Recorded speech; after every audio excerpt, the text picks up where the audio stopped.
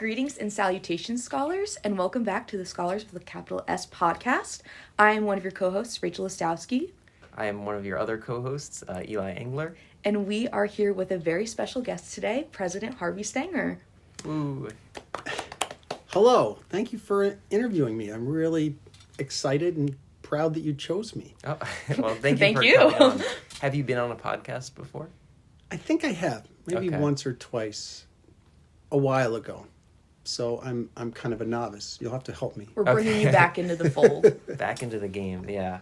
So we're going to start off how we always start all of our podcasts, which is we're going to ask our guests to give us a 60-second elevator pitch of who they are for someone that maybe has no idea who President Harvey Stenger is, never heard of you before. Right.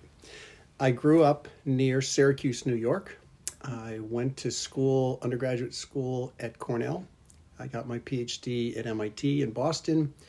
I went to Lehigh University, where I taught for 23 years as a chemical engineering professor, but I also was the dean of the College of Engineering. Then I took a job at the University of Buffalo, where I was the dean of the School of Engineering and Applied Sciences, and served a short period of time at University of Buffalo as the interim provost, and then got this great opportunity to be the president of Binghamton, and that was almost 13 years ago. So here I am. That's my path. That's maybe not the elevator pitch, but that's my path from where I started to where I am now. Wonderful, thank you. And I've always found it a little ironic that you were a chemical engineering professor, because that's one of the engineering fields that we don't actually have here at Binghamton. But well, the fields of engineering aren't all that different. So that's Yeah. the first thing. Mechanical engineering, chemical engineering are a lot of similarities between the two. Biomedical engineering, which we have, is very similar too. But the skills of being a president are somewhat related to being a thoughtful analyst, which is what engineers sort of do, and but also being a leader, which has nothing to do with engineering, is something that you sort of have to learn on your own.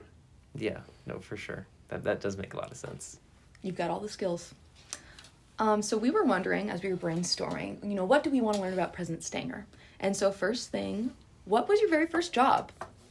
Oh, well, my very, very first job was a camp counselor. Probably I was in 10th grade, and it was something in my town. I could walk to work, and my older sister was kind of the lead counselor, and I was her assistant counselor. So we would show kids how to shoot archery, which is dangerous, so you got to be careful. Then you'd referee games and make them lunch. That was my first job ever. Does that count as a job? Definitely. Absolutely, 100%. Yeah. Dynamic duo. That's awesome. Everyone comes from humble beginnings. Mm-hmm. That's the lesson, yeah. So we also kind of wanted to know why you were interested in working in academia. What made you interested in getting a PhD, right? It's a very specific degree, typically for people interested in working in academia. Well, when I was an undergraduate, let's start there, because I think that's when I realized I wanted to be a professor. I loved my professors. They were great teachers, but they were also good friends and mentors and helpers. So I said, I want to be like them. That would be really cool to be like them. But at the same time, I realized that if you go into the corporate world, you take a job. I interviewed for some jobs. I interviewed with Hewlett-Packard. I did a summer internship at ExxonMobil. And I realized I really don't like the constraints of working under an organization that's very hierarchical. I rather would be a professor where professors are all the same.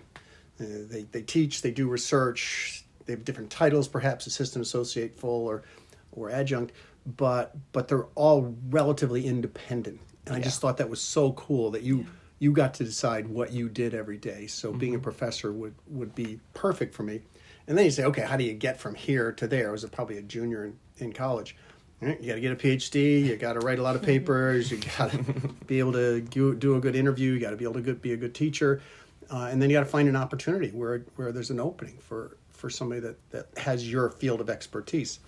And then I also thought about, some things I don't like about college.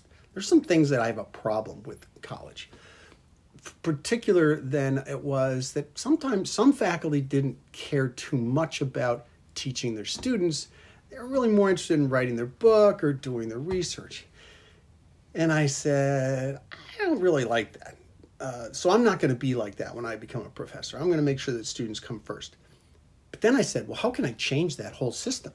Mm-hmm. Well, you got to be a president to change the whole system. So it was early on when I said, I don't think I said I want to be a president, but early on I said, I want to go as far up the chain as possible so that I can impact how colleges are run. Yeah, that makes a lot of sense. Yeah.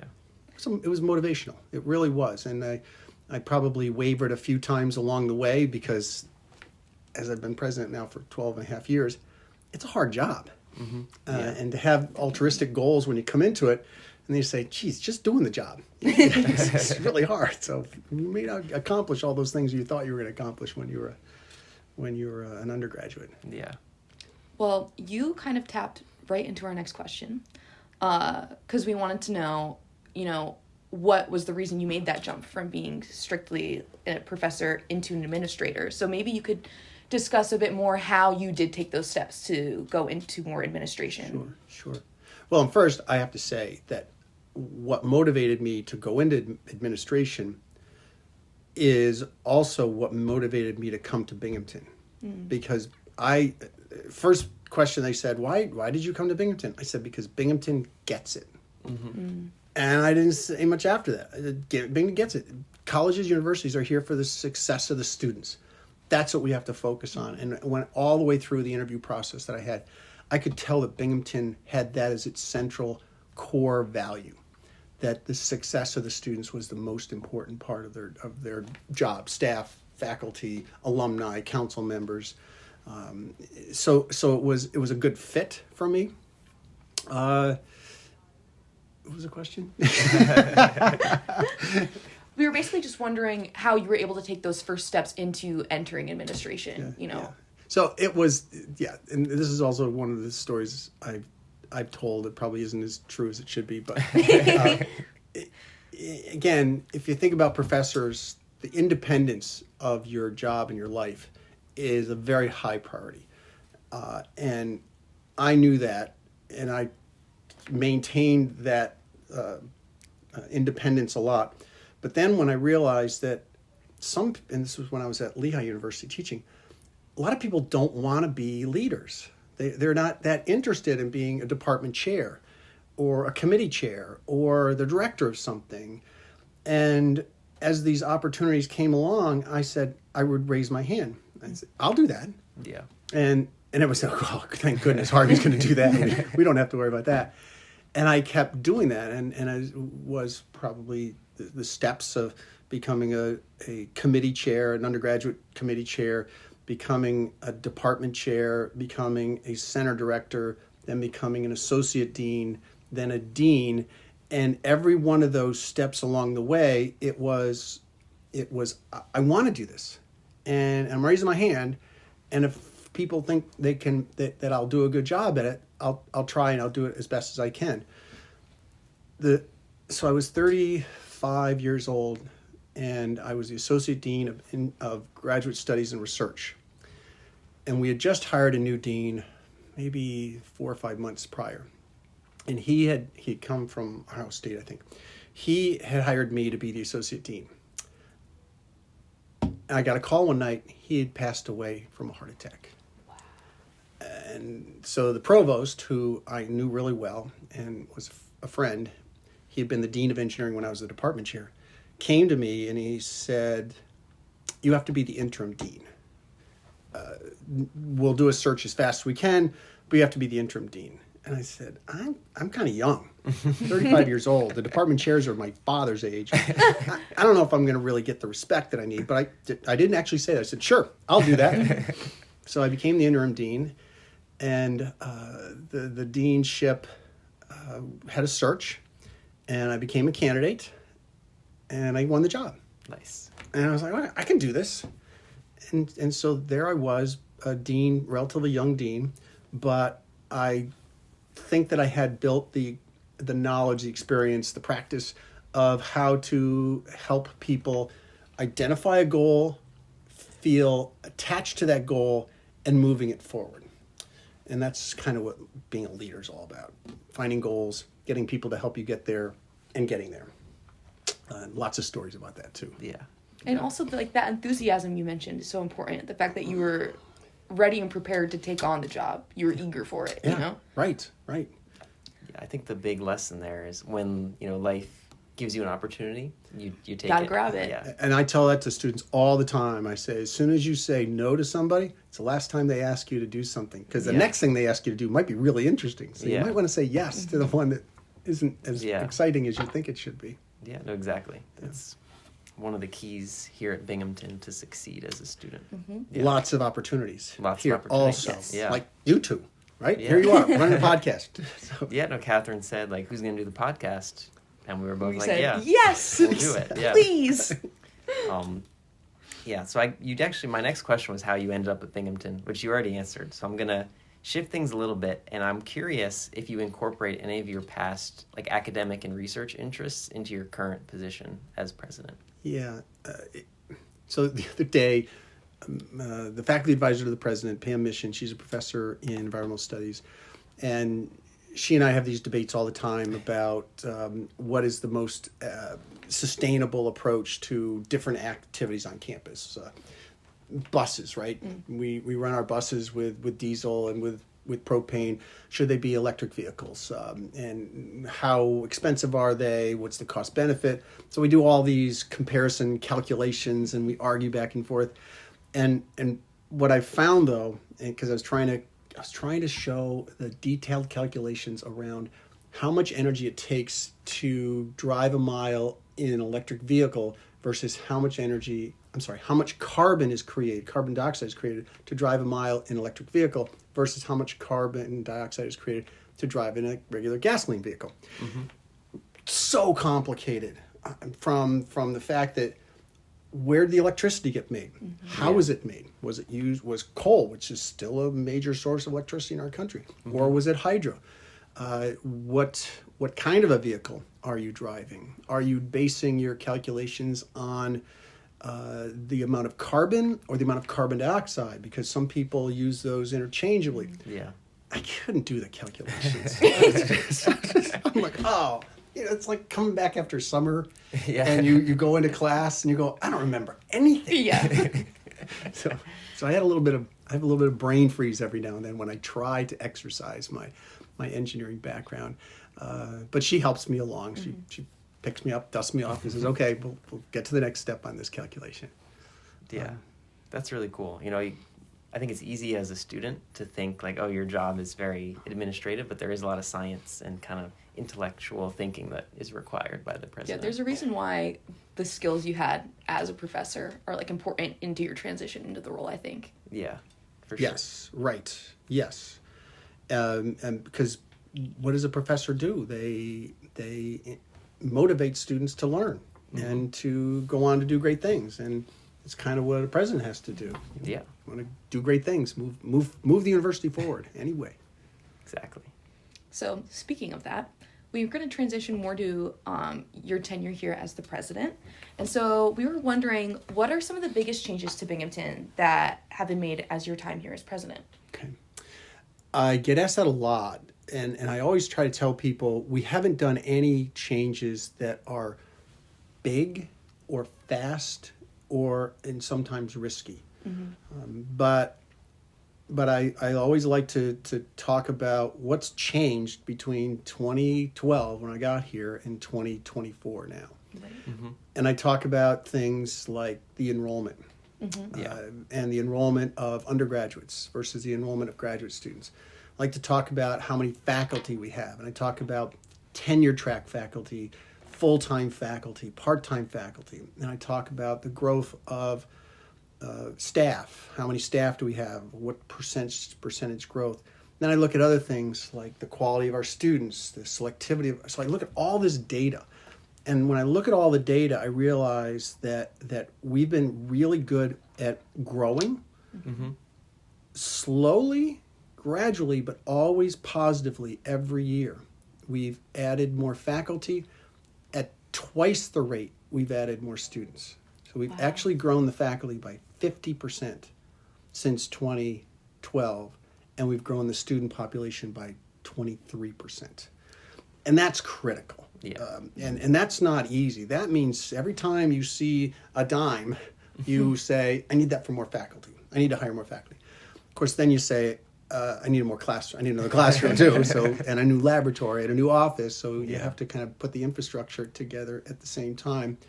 And then when you look at staff, you say, we can't just hire faculty. You got to have staff because you got all this support staff that you need in advising and all the campus maintenance. And so growing them at 25%, which is almost the same as the student population, 23%, was also a goal. But it was never a goal that I had to say, we've got to do it like this. It just sort of happened because I think everybody understood that, okay, we're going to grow our student population by 100 next year. That's kind of our goal. Yeah. Not a lot. We've got 18,000 students going to grow up by 100. Okay, but how many more TAs, how many more admissions counselors, how many more faculty do I need in order to do just 100? Yeah. Well, it turns out you need 4. Because the student to faculty ratio is 25. Yeah. So you've got to be careful about whenever you do something that you spread that benefit across all the places that it's needed. And when you do it slowly, you can do it carefully and you can do it better. So I think that's been our benefit. Even though we grew by our faculty by 50%, nobody will say, gee, it feels like there's so many more faculty now because it was really gradual that we did it. Same thing with students. We grew our graduate students faster than our undergraduate students. I don't know the exact mix, but I think the graduate students we grew by about 40%, and the undergraduates a little less than 20%. And that was intentional because I really felt that Binghamton had great undergraduate programs, outstanding undergraduate programs. It was probably the reason why we were ranked so highly in U.S. News and World Report because of the entrance qualities of our students. So I said, okay, that's good. How do we make that even better? Well, we can give our undergraduate students who are really smart, who many are in liberal arts, a career-directed master's program after they graduate. So we spent a lot of time designing and launching graduate programs that our undergraduate students could move right into. So we have the 4+1 programs that you're probably aware of. We have tons of 4+1 programs. And now I find they've actually turned into 3+1s because so many students are graduating in 3 years and then they stay and they get their master's degree in 1 year. I'm like, that's perfect. How did we ever figure that out? Well, we just tell people that that's a goal of ours, and the faculty and the staff will figure out how to make that happen. So to grow the graduate program focused on our undergraduates staying here for a year made it easier for us to identify what graduate programs we should grow. So then we said, let's do something in health sciences. So we started the pharmacy program. Then we expanded our nursing programs. Then we added the physical therapy doctorate, then the occupational therapy doctorate, then the speech and language pathology master's program, then the master's of public health, master's of sustainability. So all these programs that I think are in high demand, and they're people caring degrees as well, which I think our students are. And so that we see a lot of the students staying here, going on for their master's or even their doctorate in physical therapy, pharmacy, occupational therapy. So it's been adding those programs that I think has made us a different destination now. We're not just an undergraduate school that after you finish here, you've got to go somewhere else to get your law degree or not going to law school, law degree or something else. You just stay here. You can get a good career degree right here after you graduate. Yeah, no, that was an insightful answer, and I think it's kind of like you first think about like the big changes, but I think you make a really good point that those small gradual ones are the ones that are the long-lasting changes that really do have an impact. Yes, it's like growing something, right? If you grow it too fast, it doesn't take deep roots. It's not going to survive. So if you grow it and people don't hardly even notice it, and then after a couple of years, you say, "Hey, we did it. Yeah. We're heading in the right direction." Yeah. And I also tell people, getting bigger doesn't always make you better. Yeah. So when you get bigger, you have to first think, how is getting bigger going to make me better? A lot of B's in there. Binghamton. Yeah, and Binghamton, right. It's the letter of the day, yeah. So we're going to kind of shift to something a little maybe more challenging to talk about. And it's this is like a question that I've been wondering about for a long time. And it's, every once in a while something, tragic happens in the world or in the Binghamton community. And then sometimes you send out like a message. And we were wondering, how do you decide when to send a message, and what's the thought process that you go through during those times? I have a lot of people who help because it's always very complicated. Everything that happens is different. So we have a group of 4 or 5 people that will meet and talk about it and discuss it. We'll craft drafts of the messages. We'll test them on a few people. I always clear it with SUNY Central because he's my boss. I don't want him to not like something that we're going to say. So we always clear it with them. And no matter how much time and effort you spend on talking about something that's uncomfortable to talk about, you won't make everybody feel happy or good. You will disappoint some people with how you say things. And that's you have to learn that. You have to learn that you're not always going to get the perfect answer out there, but that you're trying to at least say to people, how do I relate to this? Mm-hmm. And I used to worry that, well, who cares about me? It's more about them, right? And then somebody said, no, people do care what you think about this. And that was early on. And I said, okay, so I usually try to draft it first. Mm-hmm. I put the words down, and then I have other people critique it and change the words around a little bit. And then they give it back to me, and I always try to make it shorter because they always make it too long. Yeah. Because people don't want to page down on their screen, especially on a cell phone. So I try to make it as concise as possible, and as personal as possible. And then sometimes I have to decide whether it's just me or is it me and somebody else. Mm-hmm. Is it the voice of Binghamton, because sometimes we have statements that don't actually have an author to them. They're just general statements. And so every one of them is difficult, and they're hard to do. And when you do them right, though, you get some feedback, mm-hmm. which is nice. If you say something in the way that helps somebody, because everybody's struggling with what might have happened. Yeah. And if you can say something that gives them the feeling that, oh, he feels kind of the same way I do, and I'm glad, because I don't want to feel like I feel in a way that nobody else feels that way. So and we know the issues that have happened, and they're not fun to talk about. But you know how when you see a message from President Stenger, yeah, you're like, oh, something bad happened. Or something good happened. Yeah, yeah. But something happened. Because they only come out maybe once every month or so. Yeah. No, I can only speak from my personal experience, but I think all the ones that you've sent out during our time here have been very helpful and very thoughtful, and I always appreciated them. So thank you. Yeah, I have a critic at home too, so I'll draft right. some of them, and my wife will look at them and she say, "No, you can't say that. Not quite." That, right? So because usually they're done early in the morning when you find out what you're gonna have to tell people. All right. Well, thank you for that answer. This is a good combination question. So it might be easy in some senses, might be difficult in others, but what is your favorite and least favorite thing about being president?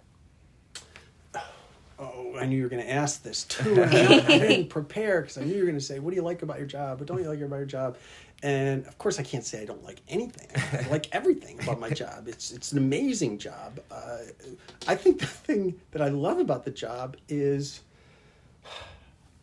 the ability to help people go forward.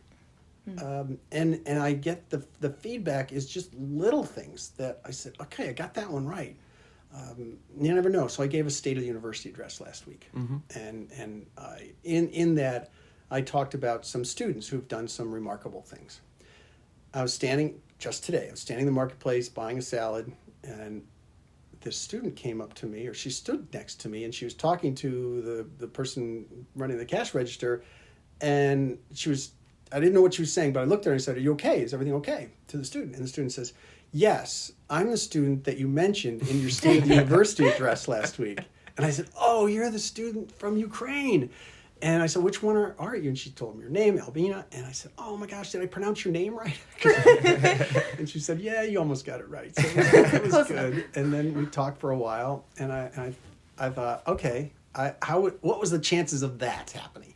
Yeah. 18,000 students, and I mentioned 3 students in my State of the University address that I bump into one at the marketplace. So a little bit of luck, but maybe it was intentional somewhere. Something made that happen, right?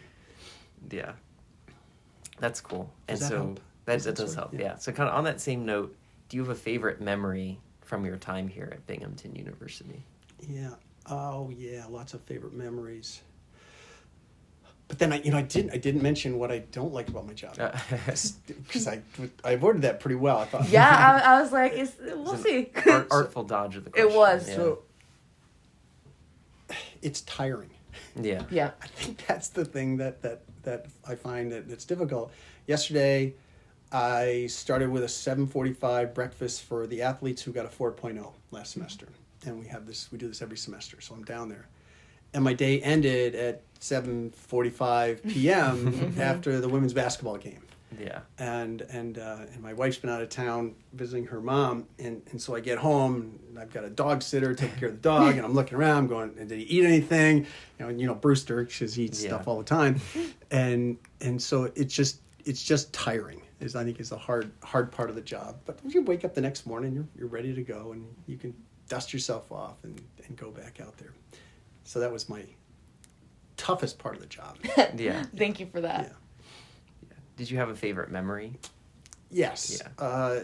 I think the one that was most exciting was, gosh, what year was it? I can't remember. 2016, maybe 2017. And there was this competition that Governor Cuomo had created called the Upstate Revitalization Initiative.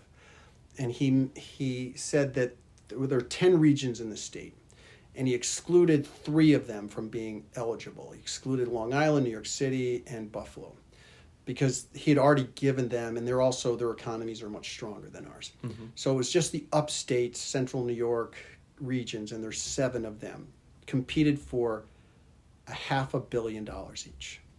So he was going to award 3 of them to the 7. And we are the smallest region of all the regions in terms of population. And we put together a proposal, and what was exciting about it, the memory was the press release when I was kind of standing in front of the podium and holding up the award that I had gotten, but the reason why it was so exciting is because it wasn't just for Binghamton. It was for the whole southern tier, which is 8 counties. Mm-hmm. Yeah. And all these projects that we could be funding now. And a lot of it has helped us in Johnson City. A lot of it has done all sorts of stuff across the southern tier, from Delaware County to Corning. And that was really exciting, because I felt that I'd helped the community, not just me, not just the university, not just the students, but everybody was going to be helped by that. So that was probably the most exciting thing that I was directly involved with, because I was also the co-chair of the committee that wrote the proposal, and had to draft this proposal. We gave presentations, and I never thought it was very good, but we won. Yeah. The second one, though, is something that was remarkable, but I can't take any credit for it. I just attended it, and that was when Stan Whittingham won the Nobel Prize for chemistry, and I got to go to Stockholm. Oh, wow. And be with his family when he got the award. And so that was just an exciting event to be with us and to have a celebrity on campus like Stan. But it wasn't something that I had done, so it was a great memory, but not something that I had done. That's cool. Actually. Just a fun experience, definitely. Experience, Those are 2 really cool memories. Yeah. Thank you for sharing. Okay. Pivoting a little bit again, we want to tap into the topic of our podcast, us scholars. With a capital S. With a capital S, that is right. So a lot of people in the program will know that you're very involved with us. You make yourself very visible, very accessible to us, in a way that I feel probably a lot of university presidents don't. And so we wanted to know, what inspires you to be so involved in the Scholars Program? It was one of my ideas when I got here. So I figured, if you're going to have this idea, you better participate. So when I was a dean at Lehigh and a dean at Buffalo, I created Dean Scholars Programs. And the intent was not to have it being academic, but it was just hanging out with the dean. Let's go to a baseball game. Let's go on a tour. We used to take students into New York City to see things. Went to the top of the World Trade Centers with a group of Dean Scholars. And it gave me a group, and those were smaller. Those were maybe 30 students at a time. It gave me a group of students that I could connect to, because being a dean or now being a president, you don't have the classroom experience. You're not listening to students. You don't hear their daily concerns. So it was one way for me to connect to the students. And when I got here, I said, I've hit this is it. I've hit the home run here, because there was a scholars program already had been started. I think George Catalano was the director of it before Bill Ziegler became the director of it. And I was sitting with a group of faculty trying to create a scholars program, and I created this one. And then somebody said, it might have been Bill, and we already have one. Yeah. I said, really? We already have one? I didn't know that. So I said, well, that's good. I don't have to make new letterhead. So I got a scholars program. So I worked with Bill to kind of combine the two of them. At first, we were thinking about creating another level of scholars called President Scholars, kind of after the Dean Scholar concept. And we said, no, that sounds more like a scholarship. President Scholarship sounds like what some people would talk. So he said, let's keep it scholars, but let me help do a lot of the what do you guys call it? Community building. Community building stuff. And the social networking that we do. And these are not easy things to pull off. So I'm so lucky to have Marilla and Steve and Catherine, my wife, Sodexo, the people over there. Plus I have a staff person here who helps me with events, to have the events that are at my house. Yeah. And because I didn't do that as maybe I did as a dean a couple of times, but to have people over to your house is different. It's opening up your door and saying, hey, you're part of us. We're all in the same family together, and to have the scholars picnic, where all the freshmen come and a lot of mentors come. Huge group, 150 people in the side yard of our house playing all sorts of games, having a great lunch, and then the bookend of that is the senior send-off, which we'll have in about a month or so at my house, where we get all the seniors there, and we have conversations and chat with each other. And some of the memories from those are just priceless to me. And so those are some of the things that I've made sure that we have. They take some resources to get done, but I love them, so we're always going to keep them. And then we got all the other ones, right? We got Thanksgiving, we've got the hike, got the induction ceremony. There's just so many things, and to be able to spend time with the scholars in those settings it helps. It makes my job more fun and more desirable. So we change them every now and then. We add a little bit here, add a little bit there, they're all memorable. Lots of stories about old hikes, and I could go on and on and on and on, but this is a limited podcast. Thank you for sharing that. And I think we're all in the program. We're very grateful that you're so involved. Most definitely. And you definitely are a big reason of what makes it so special. So here's one quick story. Okay. So it's the picnic. Yeah. And these are freshmen mostly. So it's a picnic, and there's a tent outside the house, and that's where the food is being served. And it starts to rain pretty hard. And I'm looking around, and I was in the tent. I look around and go, nobody's here. Where did everybody go? And one of the servers said, they're inside. So I go inside, and there's this student, scholar, Glenn, and he's playing the piano, and the students are singing Broadway tunes. In the living room, I'm like, oh, this is so cool. Wow, how did that happen? So you have those kinds of moments where you say, these are scholars. They just can create the environment the way that they want to create it. Yeah, that's a great story. That's amazing. And we're now going to ask you what we ask on every podcast. And it's, if you could change one thing about the Scholars Program, what would it be? It could be realistic, unrealistic, big, small, however you want to change. So I've listened to all the podcasts. Yeah. And I agree with all the things that people have offered. And in fact, I'm taking action on some of them. You are, yes. I heard that one student said that they missed being in classes with other students, and so I think that was Rachel, we have now created a new program where upper class students can teach classes to kind of keep them connected with the other students. So that's one thing that I think I learned from the students. What else has been recommended from the students? Give me one of the other ones that a student recommended to improve the program. This wasn't a student, but I think Professor Steve said if Yes. we had a building Yes. that was like space. Yeah. Getting people to come into the same space. Yes. I totally agree with that. Yeah. Because I don't go over to the scholar's office very, very much. And I have this idea that we've done it before and it worked.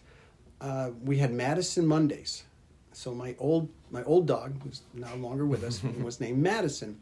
And on Mondays, I would drop Madison off at the scholar's office at, 9 o'clock, and the students would just gather.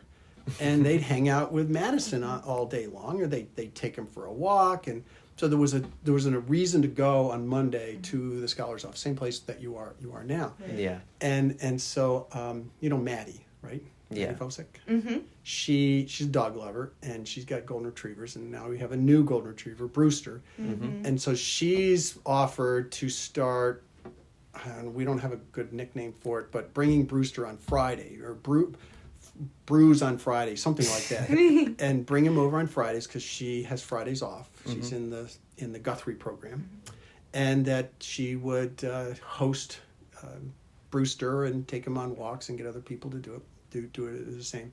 So maybe we could start to build that back. One of the ones that was great is one of the students took Madison around campus, and this was the days of Snapchat. Yeah. And she would take pictures. She would take him into offices. She'd take him around campus, and she'd stand behind him and take a picture.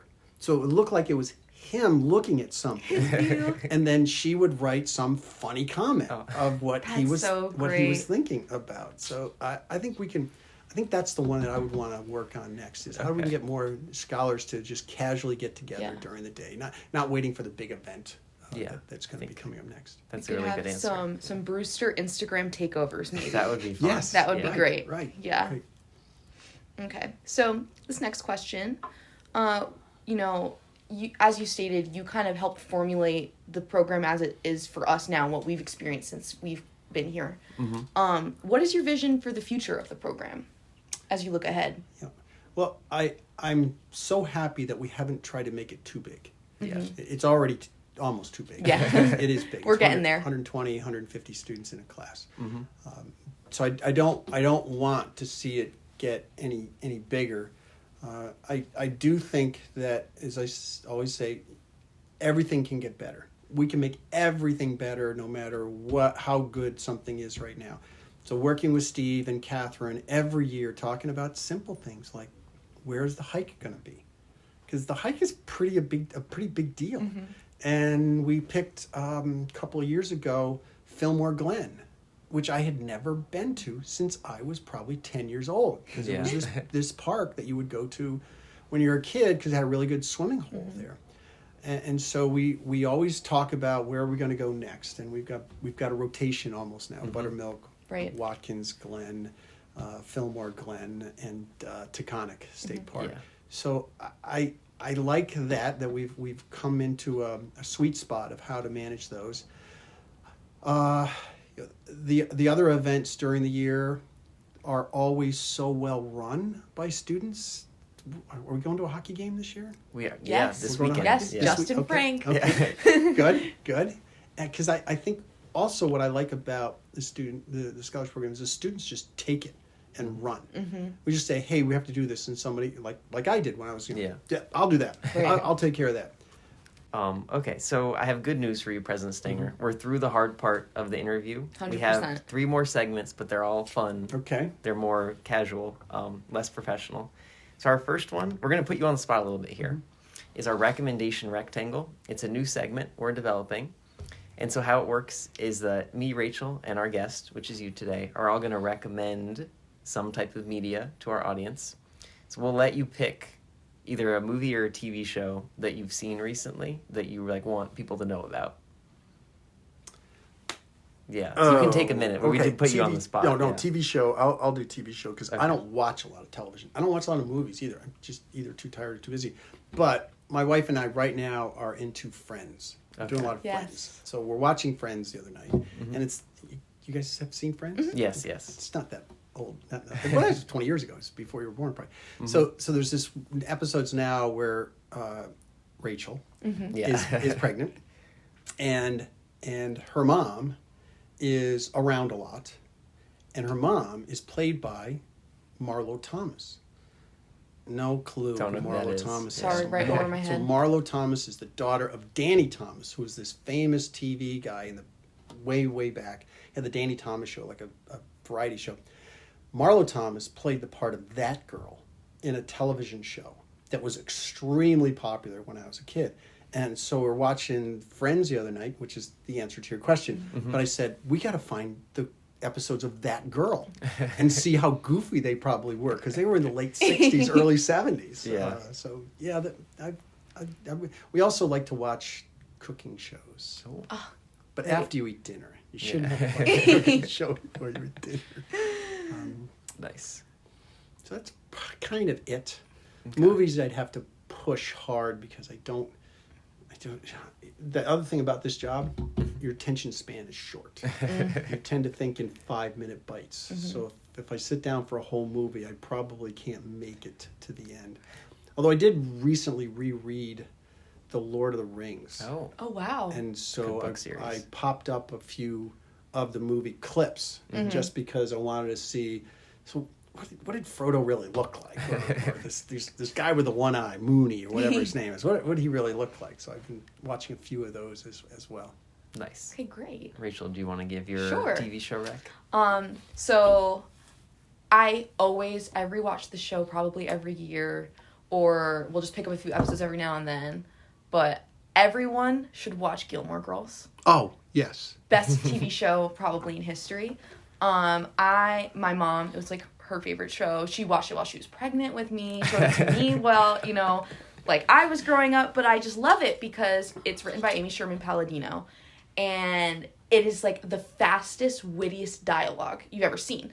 Like, I'm pretty sure, like, it fits like a script and a half worth of like a normal episode on TV because they talk so fast and say so much, and all the pop culture references. It's really just like a great and enriching active experience when you watch that show. So I would highly recommend everybody watch. And it's a good show to watch with your kids or your parents because there's that dynamic between mom and daughter that is translatable to us. Yeah.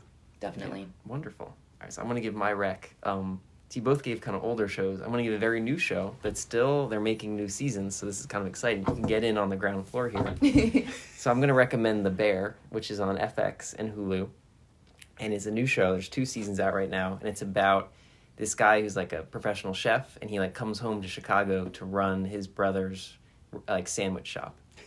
And it's really good. It's all about cooking. I love cooking. Even if you don't like cooking, you'd probably love the show. It's very intense. Just won a ton of Emmys, so there's a lot of critical acclaim. Great characters. The star is Jeremy Allen White. So he's become pretty popular from the show. So if you've heard that name, he's the star of The Bear. Yeah.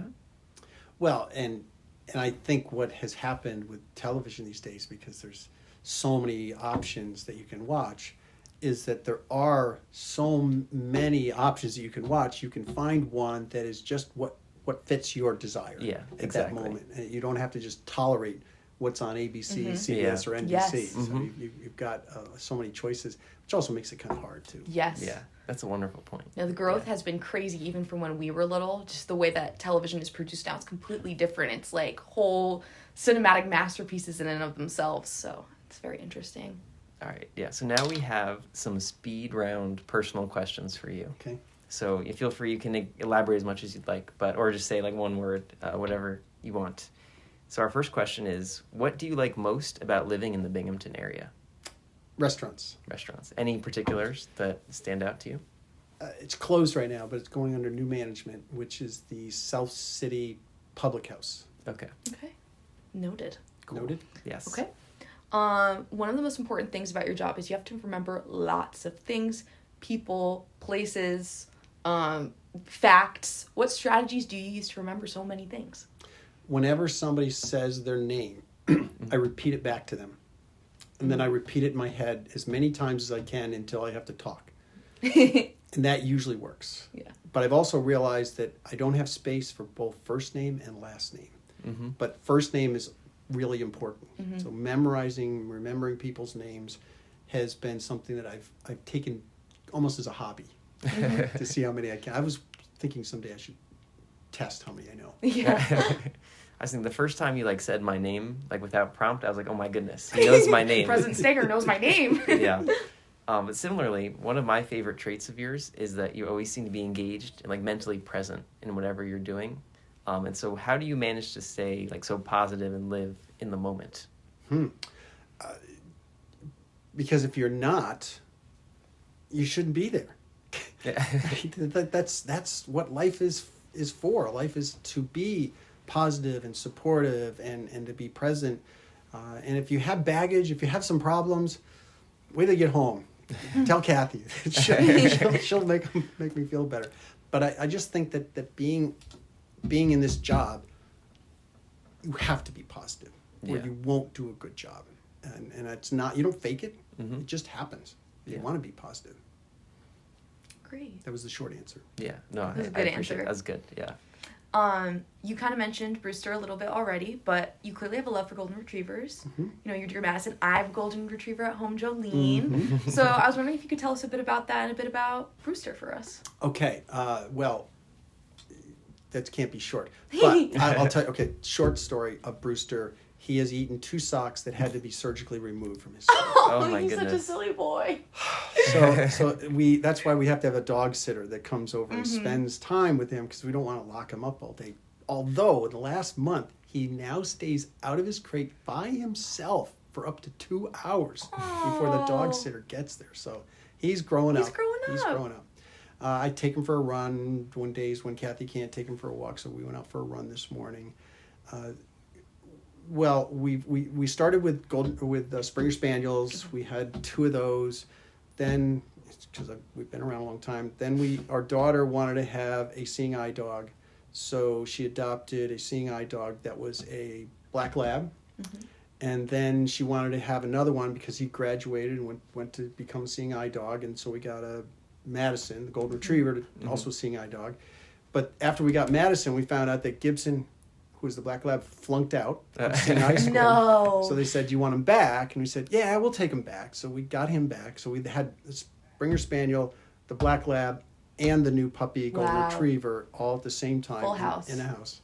Yes, and the golden retriever, that golden retriever Madison, he was really brilliant and almost became. It's hard. You only about 25% of the dogs actually become seeing eye dogs after they go through the training. Mm-hmm. He almost made it, but he flunked out too. So we got to take him back. And then so we liked golden retrievers, so we went and tried to find another one, and we went to a farm and somebody who was breeding them and got Madison. He's kind of on the small side of a golden retriever, and not the smartest. Right? He struggles with these sock goofy. things. Yeah, he's goofy. Well, I don't know if you guys saw him when he came into the event in C4 where you were having chocolate and cookies. I do remember that one. And he just ran right up and grabbed the box of cookies.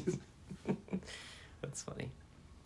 So on a similar note, and you may have kind of alluded to some of these things earlier, but what are your favorite ways to relax after a stressful day here at Binghamton? Relax. Watch half an episode of a television show. That's probably what I do on a regular basis. Just go home, sit with Kathy, talk, watch a little bit of television. I like to work out every morning in the basement and then go for a run, medium, short kind of run, just to kind of say, all right, I'm ready for work now. Mm-hmm. I used to play, even when I was here, I used to play a lot of pickup hockey.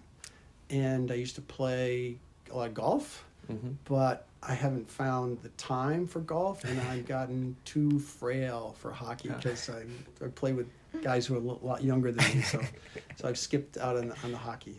So now it's just kind of hanging out with my wife and chatting about work. That's nice. Yeah. Next question we have for you is, what is something that you think people don't know about you? So this could be like an interesting fact, it could be a misconception, anything like that. Interesting fact. I grew up in Skaneateles, New York, which is just a little town north of here. And that one of the reasons why I really wanted to come to Binghamton as president was that I knew what had happened to upstate New York in the 70s, 80s, and 90s, where we had lost almost 2/3 of the manufacturing jobs from Buffalo, Rochester, Syracuse, Binghamton. All these giant companies that were here that closed, most of them moved overseas, things like IBM and Ford and General Electric. And I said, I think I can have an impact on that. I think I can be somebody who can actually make changes in Binghamton to try to recover a little bit. So that's one of my biggest motivations, is to try to improve the economy of a region that's really close to where I grew up. And I don't think many people know that that's one of the motivations. That's awesome. My favorite ice cream is pistachio. Oh, that is an interesting fact. I wouldn't expect that. Yeah. Awesome. All right, so we have one last question for you. Is there anything in your professional life that you wish you had done differently? No, you can't regret. You have to just say that you are fortunate to have found the path that you are on and where you are. Were there options of turning right or turning left along the way that could have landed you somewhere else? Probably, but you didn't, and you're here, and you couldn't be happier than to be here. So maybe I'm lucky that I didn't take any of those right or left-hand turns on the way here. So no, I don't think so. I think this was a perfect outcome if I had scripted it from when I was 18 years old, going off to be a freshman at college. Yeah, this is where I wanted to be. It's the best philosophy, I think. Yeah. Oh, yeah. All right. So it is game time. Oh, it's game time. So we have a very special game today. So it's a trivia game. It will be Rachel versus President Stenger in a battle of Binghamton University trivia. Okay. So I have 10 questions. How it's going to work is I'm going to give you each the same question. You're both going to write down an answer, and then we'll reveal what you both said. Okay. And then it's 1 point for correct answer.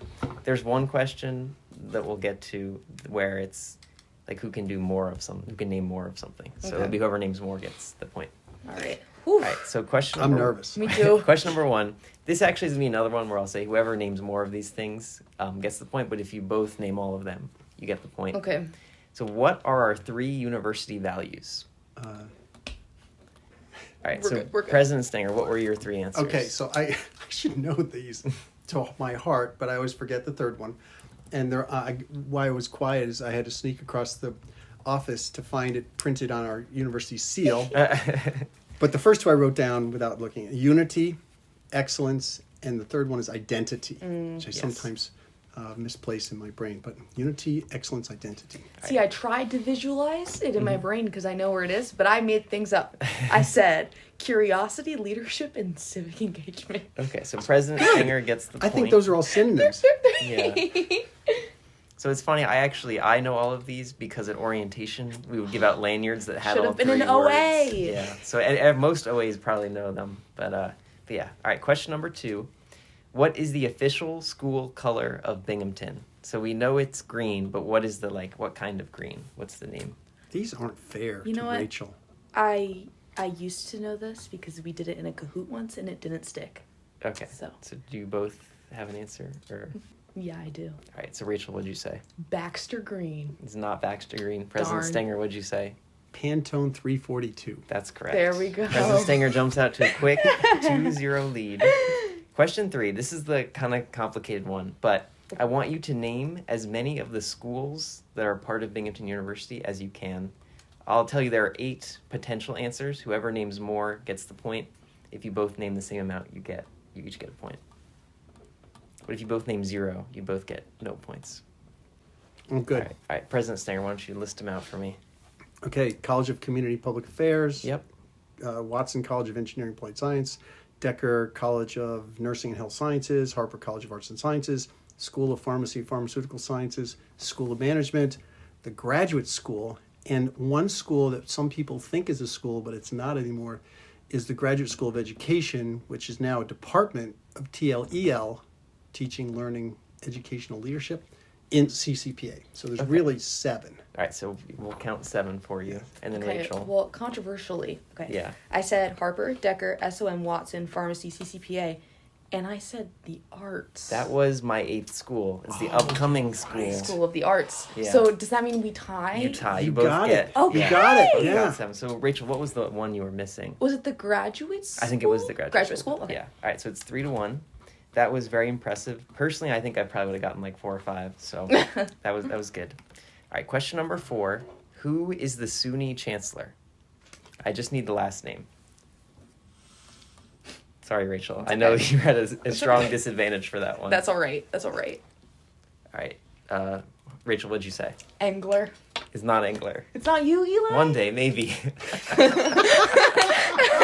Like 50 years, that might be correct. But I had the same answer. so President Stenger, who did you say? John King. That's correct. All right. So that is the 4th point for President Stenger. If I get any of these wrong, I'm in trouble. All right, question number 5. What athletic conference is Binghamton a part of? I think President Stenger knows this. I did know this one, so it is possible. I think I kind of know it. All right, President Stenger, what'd you say? So there's actually 3, but the main one is America East. It is America East. Rachel, what'd you I say? said American East. Can it count? Good. No. No? No, Wow, it doesn't just count. because I'm of the sorry. end? Yeah. Oh, Wow. American East is not correct, Rachel. I'm sorry. He's tough. All of those sports articles I edited and I still don't know. All right, question number 6. This one is a freebie because we talked about it earlier. Uh-oh. What is the name of the Nobel laureate who is a part of the Binghamton faculty? So, President Stenger, I really hope you know this. And I hope I do too. Yeah. So, Rachel. Is it Stanley Whittingham? It is Stanley Whittingham. Stanley Whittingham, correct. Correct. Perfect. So I met him once. He's a cool guy. He has a British accent. I didn't realize that. I did not know that. Yeah. Okay. Question 7. This one is a tough one, maybe, because this is before any of us were at Binghamton. Which famous rock band played at Harper College in 1970? President Stenger knows? Yeah. Give me a head nod. I don't even want to guess, I don't think. All right. So no guess from Rachel. No guess. President Stenger, who is it? The Grateful Dead. It's the Grateful Dead. Oh, really? All right, so 7 for 7. I think it's impossible for Rachel to catch up. That's but okay. We'll We'll keep finish going it for out. fun. Yeah. So what was the name of the 2014 romantic comedy starring Hugh Grant and Marissa Tomei that was partially filmed at Binghamton University? All right, Rachel, what did you say? Oh, wait, no, this is wrong. I said Bridget Jones' Diary It's not that. because he was in the Hugh first Grant, one, but yeah. Bridget Jones' Baby came later, but he was replaced by Patrick Dempsey, so I really don't know any Hugh Grant movies. All right, President Stenger, what is it? The Rewrite. It is The Rewrite, yes. So that was during Get your that on tenure. Netflix. It's kind of a fun. Nice. Yeah, we definitely got to check that out. All right, question number 9. How many acres large is the nature preserve? Whoever gets closer, I'll give the point to. Oh, gosh, I'm so bad with units of measurement. Me too. Me too. An acre really has no meaning to me. But Like, none. are you both ready? Yeah, Rachel, what'd you say? 50. What'd you say, President Stenger? 180. 190. Yeah. Okay. I think yeah. I almost wrote 100, and then I was like, is that too big? So it's know. 9-2 right now. President Stenger's in the lead. We Daily double? Do we have I don't think that would help Rachel. I don't think so. All right, last question. Final Jeopardy? Should have given me American East. Where did Binghamton rank on the 2023 Forbes College ranking? Oh, I think I do know this because I was excited. President Stenger, what'd you say? 52? 52 is correct. I said 5th. Was that the SUNY one? I don't know where 5th. No, maybe- there was maybe somewhere, public guys. universities. I promise. There was a 5 somewhere because I posted about it. 52. Yeah. You So- had that. Maybe that was it. Yeah, but a very impressive performance from President Stenger. 10 for 10. He's the GOAT, the greatest of all The time greatest at of all time. Binghamton University It's true. Trivia. Time. It was very good. Well, that's okay. Thank you, but I've been studying this since you were probably 8 years old, so I have a bit of advantage. Yeah. You know what? It's all right because I got one up on President Stenger with the School of the Arts. That's true. You did. I And did. we have to edit that out because the School of the Arts people are going to crush me when they hear that. I mean, technically speaking, it's not a school just yet. Just so. yet. It's in the Well, works. it is. Yeah. No, it officially is a It school. officially is. It has, Oh, wow. it has a director too. But Yes, I I just didn't know that. I just blanked on it. when I was Christopher thinking of it. Robbins. Christopher Christopher Robbins. I've met him, yeah. Me too. He's awesome. He's I've got cool, a sticker. Very cool. Yeah. I noticed that, yeah. Yep. Okay, well, that is all that we have today. I'd like to first thank President Stenger for being a lovely guest. Thank you both. Yes. And for all that you do outside of the podcast for the Scholars Program. I know you both are really dedicated, hardworking people over there. So thank you Thank for your you. work. Thank you, yeah. We appreciate And that. I'd like to thank all of our listeners who stayed on this long. Very impressive. And as always, it's Scholars with a capital S.